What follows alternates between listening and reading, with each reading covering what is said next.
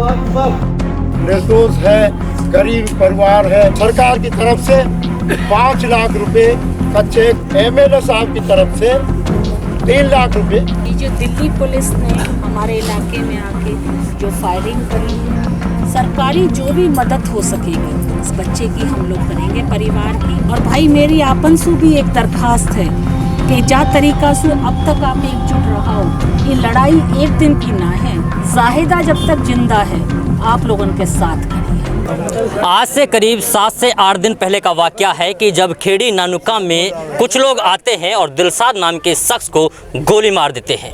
शायद उसकी उम्र 17 से 18 साल की जो बता रहे हैं गांव वाले, इतनी उम्र रही होगी क्योंकि उन्हें अभी इस दुनिया में अपनी लाइफ में बहुत कुछ करना था। शायद उन्होंने सोचा भी नहीं होगा कि इस तरीके का हादसा उनके साथ होगा और उनको इस तरीके की गोली लगेगी और वो फिर इस दुनिया को छोड़कर हमेशा हमेशा के लिए अलविदा कह जाएगी।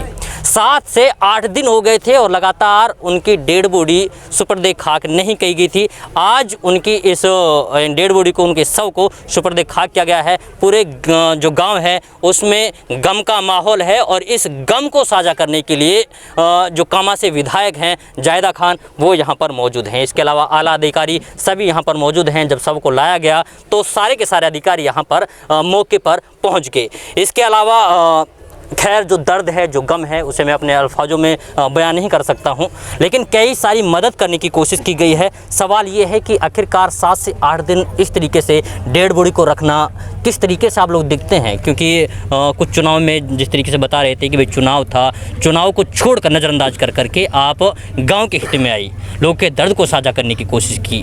क्या लगता है कि अगर कोशिश होती तो 8 दिन यानी कि आज से करीब जिस दिन इस हादसे को अंजाम दिया गया था उससे 1 दिन बाद में तुरंत जो डेड बॉडी वो आ जानी चाहिए थी? नहीं, हमने वही कोशिश करी। पहले हमें ये उम्मीद थी कि दिल्ली सरकार शायद अपने इस चीज़ का एहसास करे और वो अपनी गलती सुधारने की कोशिश करें। तो इन सब से जब हमारी बात हुई तो यही था कि इस बच्चे को इंसाफ मिलना चाहिए। तो इसी वजह से, और हमें नाम नहीं मालूम थे कि उस टीम में कौन कौन लोग आए थे, और हम लोग अगर अज्ञात में करते तो उन लोगों को इसका फ़ायदा मिल जाता। मेन डिले इस चीज़ का था। तो अभी उनके नाम स्पष्ट हो गए हैं? बिल्कुल हो गई है? हाँ जी। तो एक सवाल ये भी है कि कितनी बार आप लोग यहाँ पर आए जब ये हादसा हुआ? नहीं, यहाँ आकर कोई फ़ायदा नहीं था। लोगों के बीच में? नहीं, लोगों के बीच में हमारे सब लोग मौजूद थे यहाँ पे। मैं जानबूझ के इसलिए नहीं आई कि जब तक मेरे पास कुछ कहने को ना हो, मैं वहीं से जो सारी कोशिश थी वो वहाँ से कर रही थी। आपने वो तस्वीरें भी देखी होंगी कि जब गांव वाले लगातार थाने पर जा रहे थे, लगातार विरोध प्रदर्शन कर रहे थे और आपकी मांग कर रहे थे क्योंकि आप मौजूदा हैं। मेरी मांग किसी ने नहीं करी, यहाँ सब लोग मौजूद हैं। बिल्कुल नहीं करी। आपके पास गलत इन्फॉर्मेशन है।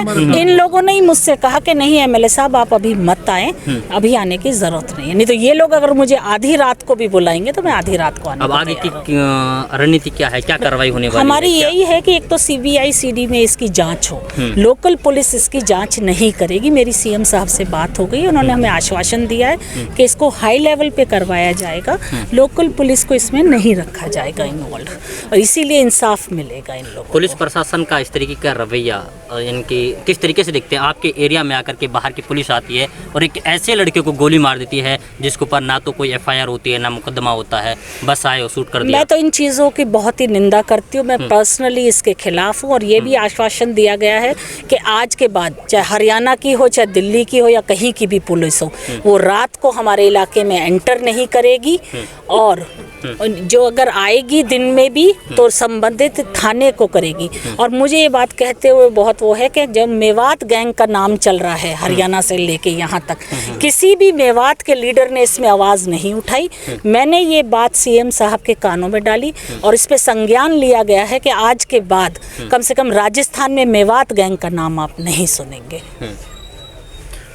कब तक उम्मीद है? क्या कुछ गाँव वालों से बातें हुई हो?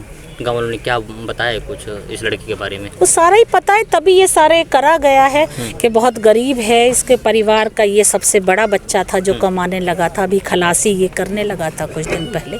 तो ये जो सारी है हमारी इनके साथ पूरी हमदर्दी है, पूरा लगाव है, ऐसा कोई चलिए, इस दुख की घड़ी में जो कामा से विधायक हैं जायदा खान जी, वो इनके साथ खड़ी हुई हैं। सवाल ये है कि क्या वास्तव में जो दिलसाद अभी दुनिया को छोड़कर हमेशा हमेशा के लिए अलविदा कह गए हैं, क्या उनको सही तरीके से इंसाफ मिल पाएगा? क्या इस मामले की निष्पक्ष जांच हो पाएगी या नहीं, ये वक्त बताएगा। और वक्त के लिए आपको थोड़ा इंतजार करना पड़ेगा। तब तक के लिए आप बने रहिए सिर्फ और सिर्फ भारत टीवी के साथ।